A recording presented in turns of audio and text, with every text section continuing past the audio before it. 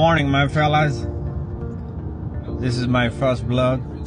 So today is Saturday. I'm heading to Broken Bow, Oklahoma. So I thought that I'll make a small vlog. I've been thinking about this for a while to let everybody know about my life and how I progressed through my life and what are the risks I took in my life and what it took me to be in the spot that I am today. So maybe it's today that I'm starting it. So let me talk about my life starting from 2008. So I came to US in 2008 in Oklahoma. From the starting of my life, I wanted to be different.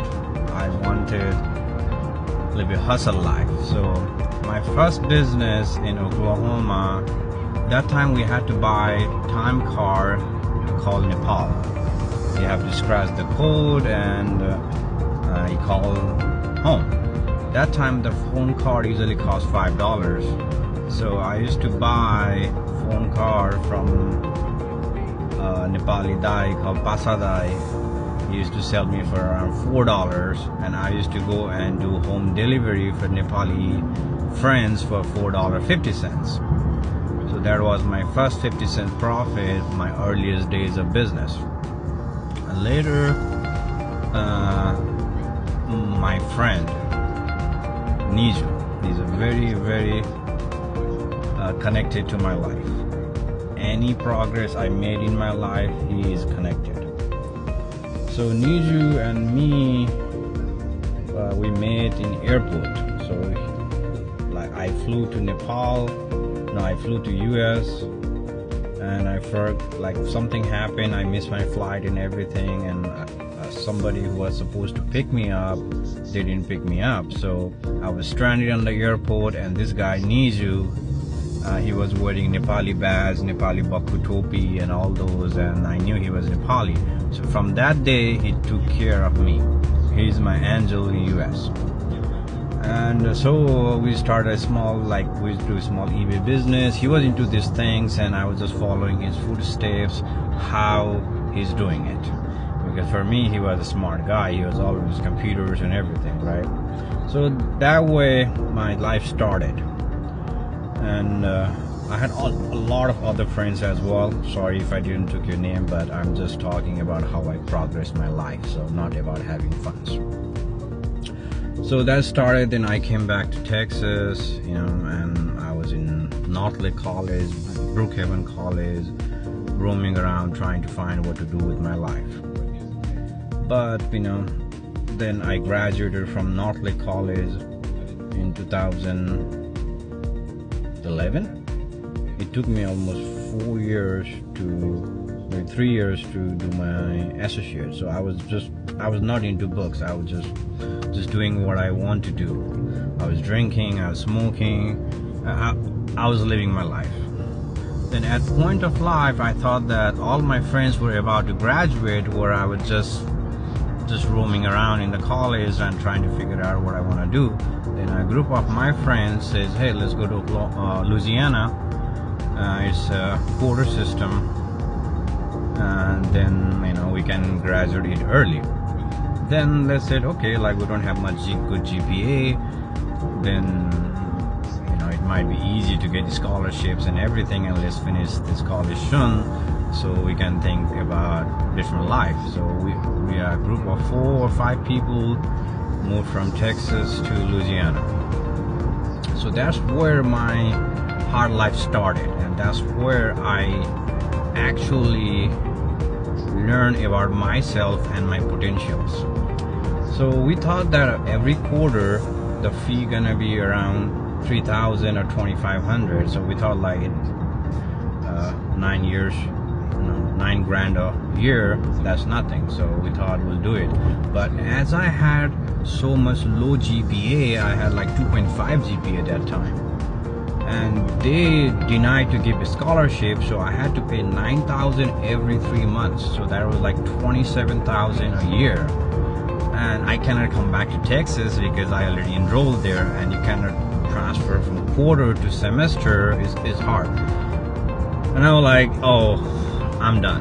So like, you know, and when I enrolled in the college, then I somehow managed, because I had around $15,000 when I went from Texas to Louisiana. So I managed my first year. Then I started working in gas station, you know, like hustling. I started working in tech police inside the domes, you know, just hustling around.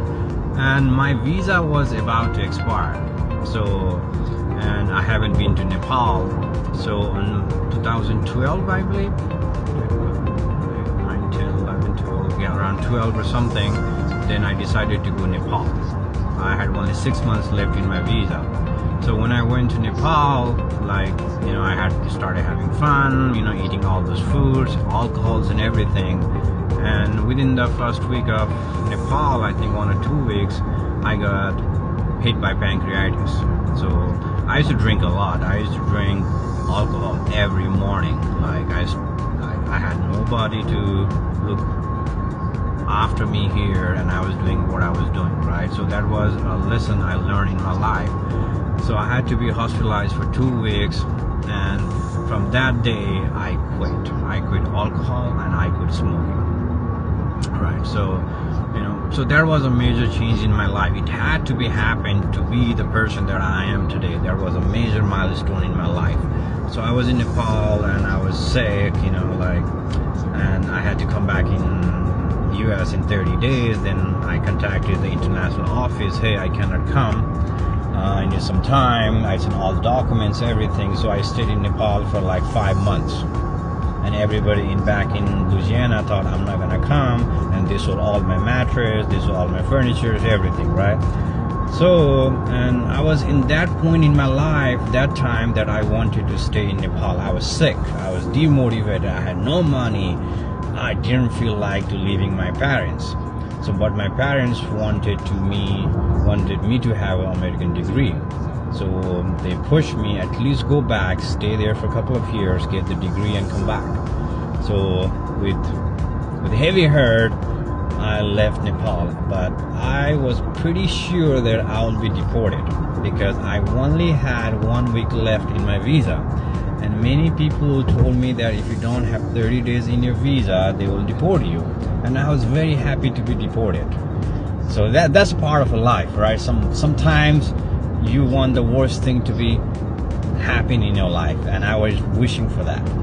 So I came and they asked me why you stayed in Nepal for 5-6 months, and 5 months I showed them all the documents, what I had, blah blah blah, but they interned me in the US, and that was what I didn't want it, because I had no money. So when I left Nepal, my mother gave me $1,000, you know, like we usually have dollars in our house, because you know, my brother, my father used to stay, you know, abroad, so we keep it. So I only had $1,000, and I had to pay a fee of $9,000 per quarter. I was broke, right? So I came, and when I came, I found out that I had no room either. My friends already, you know, thought I'm not gonna come, so I had to, you know, share a room. So I found a room in the living room where I partition and make a room for myself. And that time, like, you know, I stopped like smoking cigarettes and alcohol, right? So when you come back to the States, when you live with students, they like to party, you know.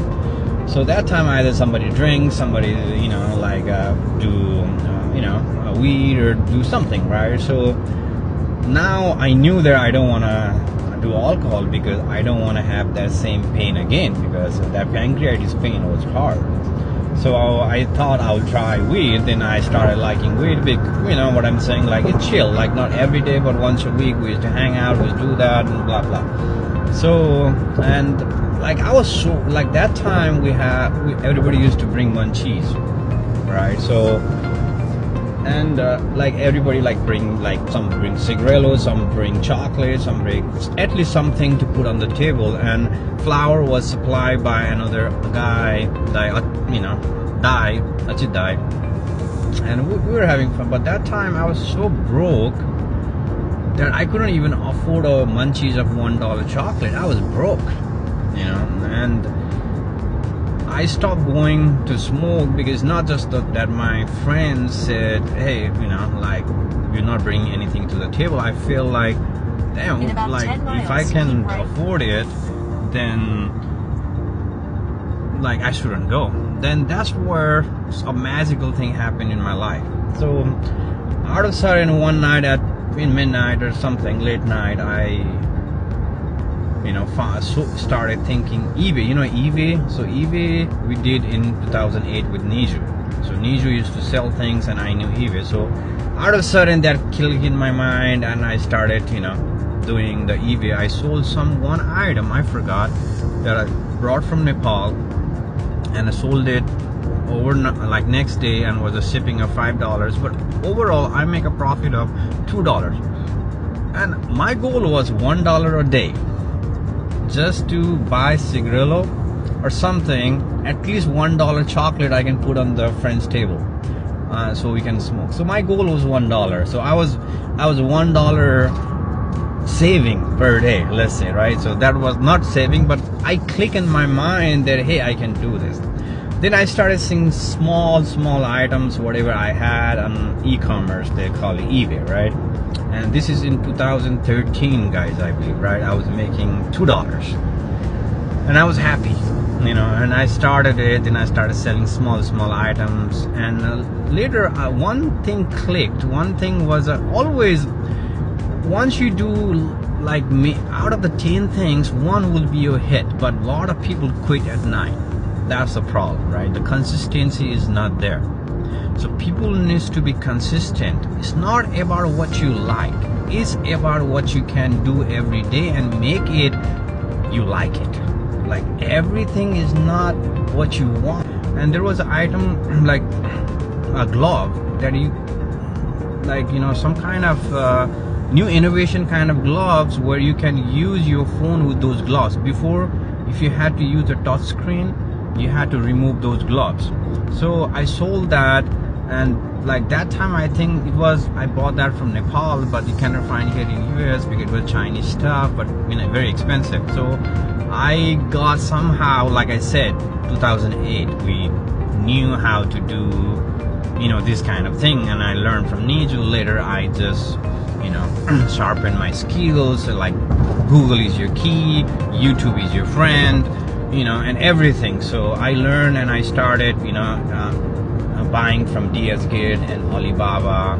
A lot of my friends that time used to tell me that my name is UD, by the way. I forgot to tell my name by now. Everybody, my name is Upendra, but a lot of people go me by name UD. Okay. And so UD will sell even potatoes, even like household items, even bras, all those things. But nobody knew my vision. My vision was to grow. My vision was not just to stock on those things. I needed something to start. I was making my stairs to the heaven, right, to become rich. But a lot of people were thinking that, oh, what he is doing, how he gonna be rich? No, I was learning skills. I was learning e-commerce. I was learning how to do shipping. I was learning how to find the suppliers. I was learning that. A lot of people were thinking that, oh, how are you gonna make money just making $1? But I wanna control the world, and I was just starting that time, and a lot of people didn't know what's my future, what's my destiny was, right? But this is the one. So I started it. Then later there was a trend of iPhone unlocking. Like, before you had to do jailbreak and all the things, right? But later there was you do iPhone unlocking, like you put your code in the iTunes, and it is a thing. So luckily I found a guy who does that, and that market was not saturated that time. Like, everybody used to charge you $10 to $50 to unlock the things, right? But I came into market. Remember, my goal was $1 a day. I'm a very small fish in the market, right? I had to pay my college debts and everything, but I started with $1 a day. My college was not that important for me that time. Hanging out with friends was more important for me. You know what I'm saying? Because I didn't need a degree. I came here just because my parents told me. I never wanted to come after my pancreatitis. So I came here, and so I started unlocking. So I I was lucky, but I was hustling every day, and God gifted, I was one of the highest volume unlockers at one time. We used to live in a house where we had like 10 people or something, and 8 of them I hired them to do this. You can ask my friends, right? So I was doing that volume, but it didn't happen overnight. Like, I kept doing it. I started with $1 per day, and when I was doing iPhone unlocking, I was making 5,000 a month. Staying in a town where the economy was so bad that you can even find weed just staying in a gas station. That town was so bad, right? Like, and there was no jobs. You have to go at least 40 miles to find a decent job. I was staying in the town, and I was making $5,000, and that time I was living my life. I had everything I could. I had Oxford. I used to go and eat Chick-fil-A. There was no Chick-fil-A there. There was like KFC's, you know, like all people, you know, like, but I was living my life. I'm not saying that I was showing off, but I was fortunate enough to pay all those things, right? The college fees, and at one time I was just buying like all the munchies and everything from my friends sometimes, you know, but life was good. We had some bad products that we didn't know, and we sold it, you know, but it's a part of learning. My focus was that time was surviving myself and learning. Like, until you survive, you don't think about others. You don't think about community. You don't think about even your parents until you are survived. Your first mode was survival. So that time, so I graduated, I came back, you know, and like in 2015 I graduated. So in that phase, a lot of people had a different thing, you know, either you do asylum or you do you know, like what other things, you know, like marrying a girl or armies and everything. So right, you know, like I was in a dilemma once. I thought after graduation life will be very easy, but no, I had more dilemma. What should I do now? Some people say do this, some people say you need green card, some people say no, you need to have a good work. So like, and I didn't have nobody to guide me because you know, I didn't have nobody. And, okay, while I remember, so in Louisiana, I made all my friends, all my homies work Shark Tank. If you haven't watched a Shark Tank, please do Keep go right. watch. Then continue on to State Highway 121. It will help you to grow your skills and help you do the negotiation art. Because dealing and buying in business or doing anything in business is an art. You need to learn the art. Continue on to State Highway 121. So when you're learning, then that's how there was a character called Mr. Wonderful. I love him. So I learned all my deal making skills from him. I'm very cold at deal making. I learned all from him. It's not that like you cannot copy other people. Something is, if you can learn from something, but put your own organic version of it, but do it the right way. So, and while watching that, there was a guy named Bipin, but almost many people told me this thing before too, but I remember his name because he was my roommate. So Bipin told out of the crowd, he said that if anybody out of this team will be a millionaire, this will be Yuri Dai.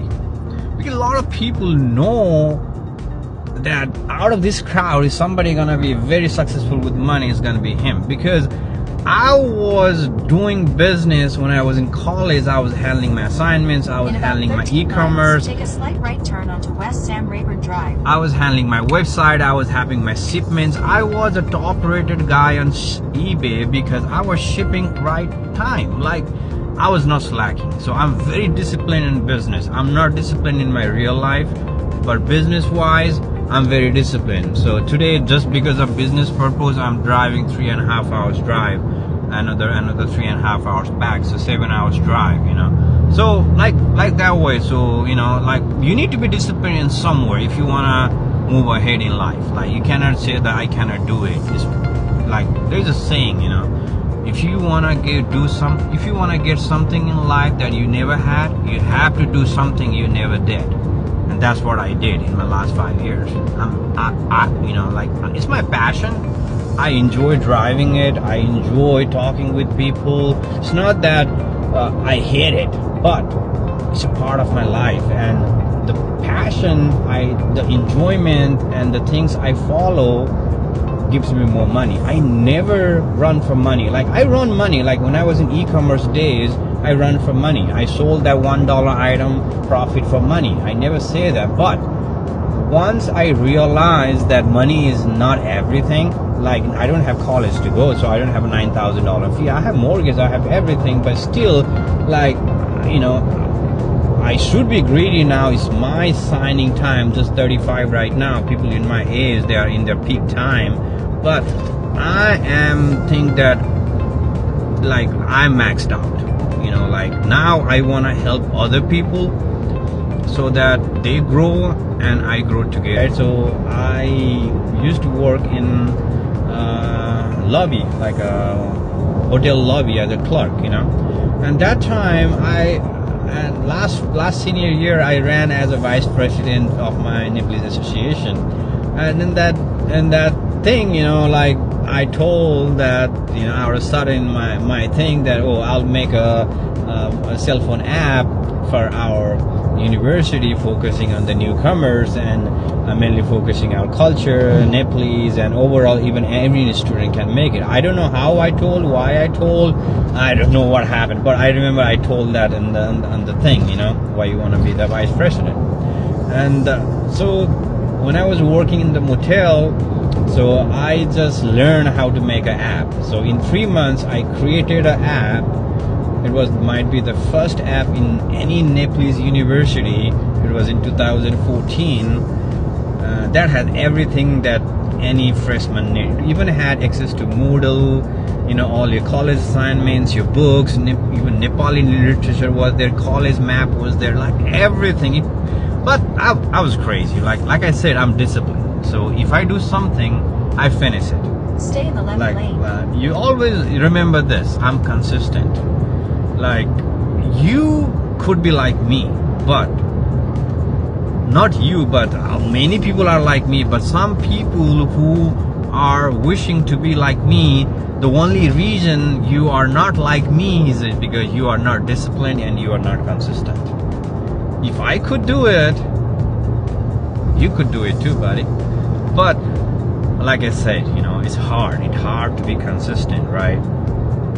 And so after I come back, okay, so I made the app, and after the app, so I got a scholarship after that, and you know, and I even sent a lot of this consultancy, IT consultancy that time, asking, hey, I will advertise your thing and give me the money. And I got quite a bit, not a lot of money, but that time it was quite a bit money, just gathering from consultancy as a sponsorship, and I put their name over there, and it had a download of around almost 1,500 students that time. It was quite a bit achievement for me. Like, and the main thing about it was I was controlling the app, right? So I could send any message and 1,500 people could reach it. I'd never exploit it, but I will tell you how I use that at the end. So, and that app, so you know, like Nepalese communities are very hard to deal with, right? They wanna know, like, you know, they wanna do all their things with their name connected to it. If somebody does it, then he thinks they are not smart. They are doing something crooked work. Like you know, like नेपालीहरुमा चाहिँ कस्तो हुन्छ भने यो बाठो भन्दा पनि यो चोर हो भन्छ नि. So that word is more common in Nepalese community. So that the same thing happened, right? So when I was about to graduate in 2015, the ex-president or something, you know, came and said, oh, like you took money from the app, so you know this app belongs to the organization. I was like, dude, like I coded this app. Like you were just making money in Ocean City while I was doing it, right? So how does it belong to your organization? You know, and I was like, he was using like bullshit things and profanity and all those things, and I was like, okay, dude. So like people like you that, you know, Nepalese people doesn't get the good shit, right?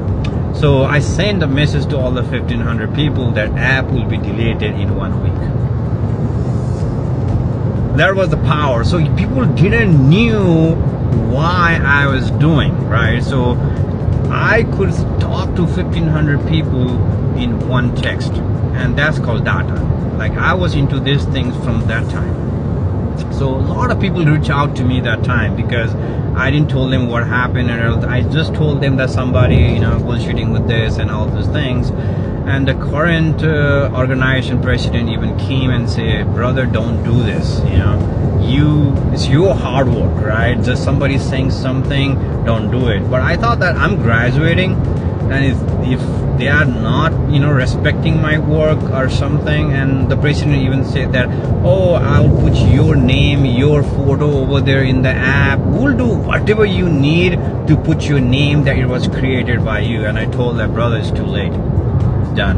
And the app is deleted. So it might have hurt a lot of people. Like, it might have hurt somebody's emotion, saying, hey, why you did that, because it was for the community, but that's the person I am. Like, I'm very cold, guys. So it's a very good part in business, but it's very bad part in your personal relation things, because it always comes in the mix. So many people think that, oh, I might be doing very good in my business life, but somewhere I am losing. Like, either it might be time to my kids, either it might be time to the other things, right? So so that happened. I did that one. And one more funny story I want to share in my college life as well. So that when I had a 2.5 GPA and I had to pay 9,000, but I had to find a way to not to pay 9,000 because I would go broke, right? So that time there was an option. It's like, if you can join the college choir, like singing prayer team, then you get a scholarship and your fee will be down to 3,000. So with my voice, you are listening, right? I tried to sing, and I went, and this is the song I sang, and the picture by Kid Rock, and and thing. And I went there and I closed my eyes and I sang like this. Listening my high and home, blah blah blah blah. And that guy told me one thing, that judge, I still remember in my life. Take a slight right turn onto West Sam Rayburn Drive. So he said that, stick in engineering, never think about singing. That hurt me. Still it does hurt, but you know what? I want to sing a song before I die. I can sing, I think, but I have to find a song, but we'll do that. That's my thing. Like, you can call it an ego or something, but I'll sing a song before I die, and we'll make it happen. You guys will make it happen with me. Okay, so that's the funny college story, but I learned everything about myself in college. That's why I tell everybody to go to college. Like, it will change you. The struggle will be different. The friends you will be different.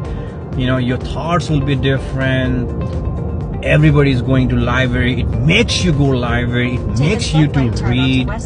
It makes you to be a better person, because it's like everybody is comparing with each other. Like, college is like that. In outer world, nobody cares about you. Like in my circle, who don't go to college, they don't care about what classes I'm taking, how much GPA is making. But if you leave in college, they will ask you, they will make you think yours will, oh, he passed, I failed. At the light, so turn left onto go State college, Highway 121. find yourself. Still, I want to do PhD before I die. That's my goal. I want to do. It's not just for the degree, it's about gaining the knowledge, and just be better person every day. And so now we done with college. We came to Texas, and everybody was doing IT and everything. In about 2 miles, turn right And onto East US 82 frontage that road. time, like I said, I was a different guy. I wanted to do my own interview without anybody's help. I had the ego problem. Then I thought, oh, I'm not gonna go to consultancy. That time I applied for 100 companies, guys. My resume was damn strong because I already made an app, and you rarely see any undergrad who had a commercial app built in the resume, and I was one of them. The thing was that luck. So luck is, that's why I never believe in luck. Like if you talk with me, if you mate with me, you said that I don't believe in luck. Luck is not for me, not for other people. They are lucky, but a lot of people tell me, no, you are lucky. But no, I believe in hard work. Like I can change my life destiny. I believe in that. Never believe in failure. I believe on Turn making right it onto better. East US 82 There's no frontage road. quitting. Then keep left onto There's US 82 always East. going and hustling and running and get that what you are born and built to be. Like many people die without knowing what they are born for, without knowing their destiny, even without knowing what the spatial power they had. So everybody, like you need to try Use the left something lane to keep left and onto learn. US 82 East. That's how you be better. So I apply 100 companies, but I got a job from one company, and after 100 job things, my first job was like $12 an hour, picking a Stay in the left phone, lane. make a service ticket, and provide to the other people.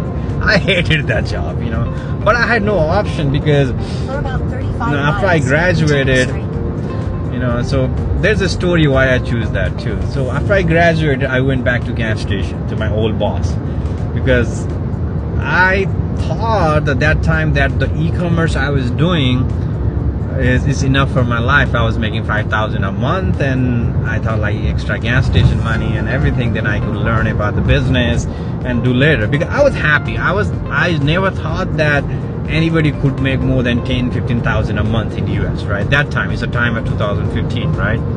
So I was making, and I was doing gas station. Then later my wife, like her name is Priya Karki, so she was here, and she was working in a place called Nana's Kitchen or some kind of thing, and that guy offered me, hey, why you guys don't come and work here, and you guys will save the money on gas, and I'll give you a good pay, same as the gas station. So I thought, okay, but I never in my life worked in a kitchen. My first job was in Churchill Chicken, or no, not before that. I worked in Oklahoma in food court, but that was a cashier too. But I forgot about the restaurant life, and I went there, and that was an actual restaurant where you cook. I'm not a cashier, I'm not nothing, and I had to sell hot potatoes and I have some other thing. And I'm like damn, like I'm more frustrated, like I'm graduated and I'm just selling hot potatoes, you know what I'm saying? And all my other friends were, just doing the consultancy IT, and were making $70-80 an hour, At that time I was like, damn, like what I'm doing, like what? And then I thought that, and then I just quit the kitchen. This might be my first job I ever quit in my life.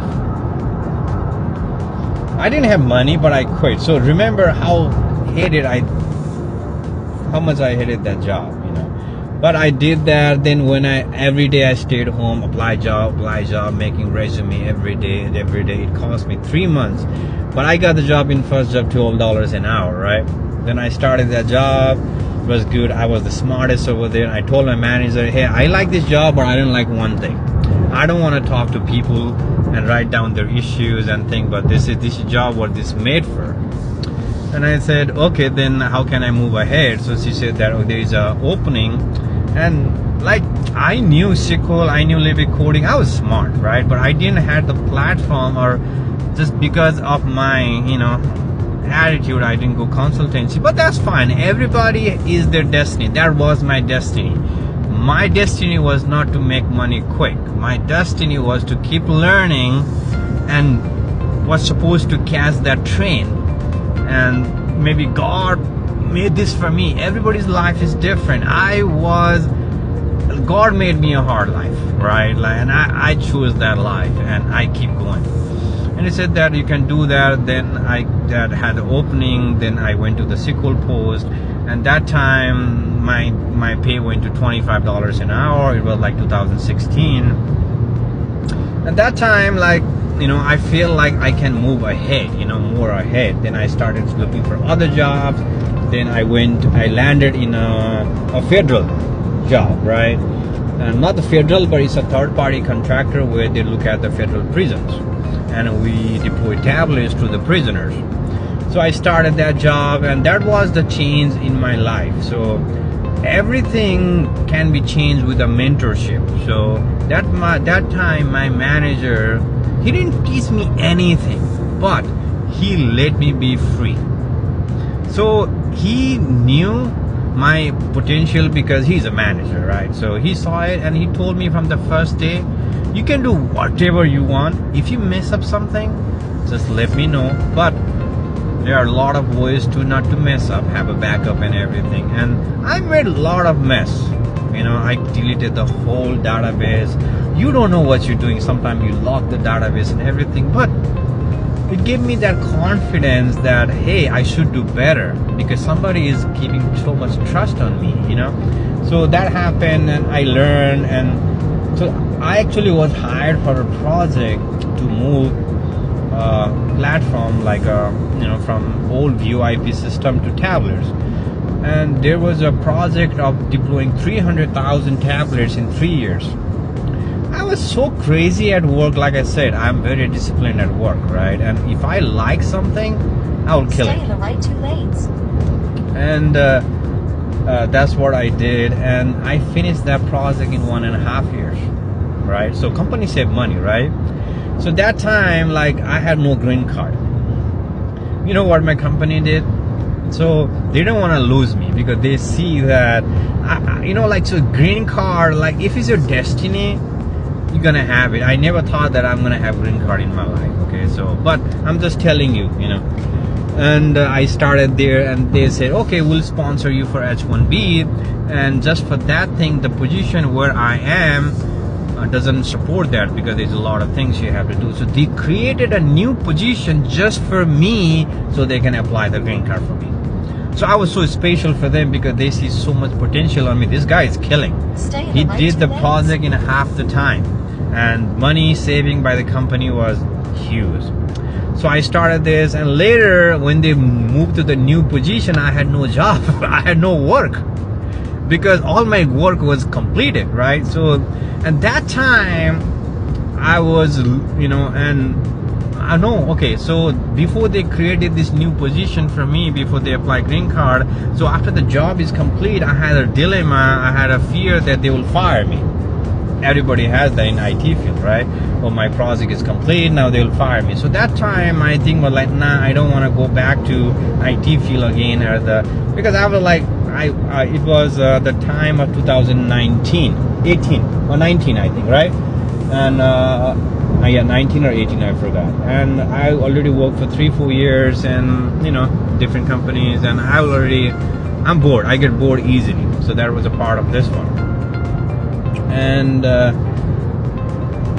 so they thought they will fire me, and I thought I will do business, but I didn't have no money because I was making $50,000 a year, maybe $25, not much, with the tax and everything. And I just bought a house, and my baby just born. So I had no money, but I had determination that I could do it. I was just waiting for somebody to give me a chance, from beginning on business, right? I could do e-commerce, but I quit e-commerce as well because later the PayPal thing changed. Later they asked for deposit, later they asked for all the receipts, everything. Then I just fully deported to work because they used to give bonus, overtime, and I was happy, But when the project was stopped, I had no bonus, I had no overtime, and I couldn't, I was looking for other business, and I thought I'll get fired. And that time, everybody was into this game machine things. It's very popular that time in Texas. Everybody was in game machine because everybody thought that's the easiest way to make money. Our community believes in easy things, And I was one of the part of the community, right? So I thought, okay, if it's so easy, then let me do it, because that was one of the cheapest business that could give you at least $5,000 a month. So I thought I'll do it. Then I started searching, and you could find in 15 to 30,000. I started it, and I found a business.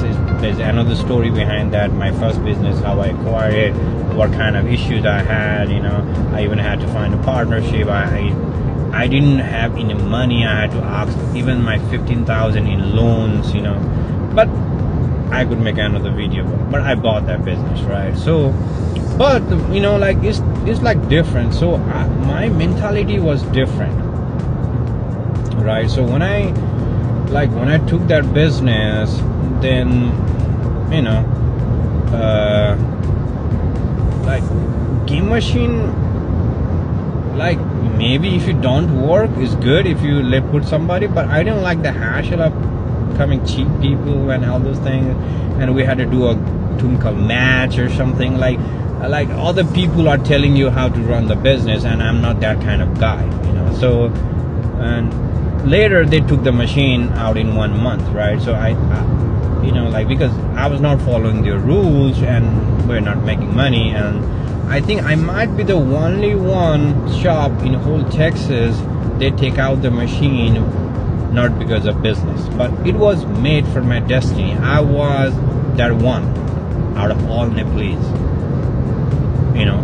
It was made to be happy, you know. So that's fine. And now I started struggling, because even it was not doing good business, that game machine was giving me maybe at least 500 a month, you know, like, you know, not much, but at least something, right? Now I didn't have 500, but I had to find another business, right? Another way. So I was doing there, and one customer came and one told me, hey, you heard about Kratom, the other people sell it, you know, all those things. And I started doing it.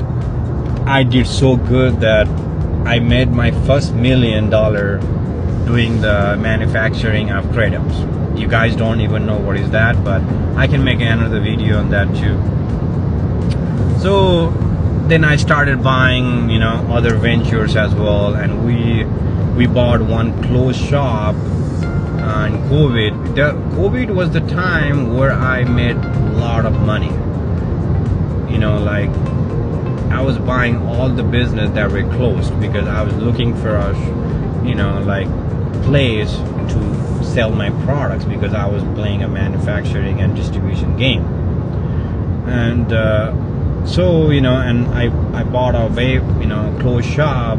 I thought it was a retail shop, but turned out it was a manufacturing. So we reactivated the manufacturing license. It was a vape manufacturing. So creative manufacturing doesn't involve on Food Drug Administration, FDA's, nothing like that. But vape, it involves FDA, because it's different, you know, there's more regulations on it.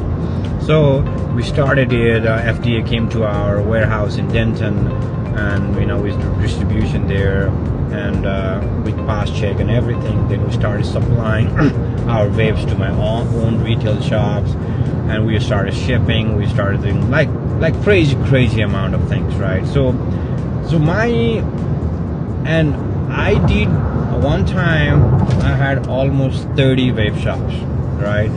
But I was the only one Nepali that time. Now I'm not in the vape business anymore, but but I was the only one Nepali that time who was running vape business without any game machines, and my money were clean.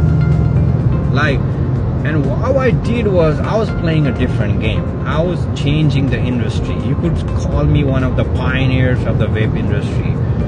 Like a lot of the people who are in the vape industry knows my name. My name is Sammy in business. Everybody knows me. I don't go to Harry Hands anymore, but if you did business in 15, 16, it was doing on like 18, 19, 20, like before, around the age of COVID, then you would see me in the wholesale every day, but I don't do. But overall story is that you don't need machines. You don't need machine to be rich. That's the mentality a lot of people have in our community. When they see I make a lot of money, they think I'm doing game machines. But brothers, like, the ocean is big. You shouldn't be fishing the same fish everybody is fishing to feed yourself. Go for a different shark. Go for a whale. Go for a blue whale, but you need to have guts. A lot of people have a thing called failure. Brother, you're gonna fail. Without failure, you're not gonna learn anything. But it's not about my luck. It's not about my faith. It was my hard work. It was my determination. Still, there are some projects that are unfinished that still wakes me up at night. People think I'm crazy for those projects, but one day I'll finish it. But like those projects exist, that's why I exist. Alright guys, take care. Hasta la vista. We'll make more videos soon. Take care. Give something back to community. Bye.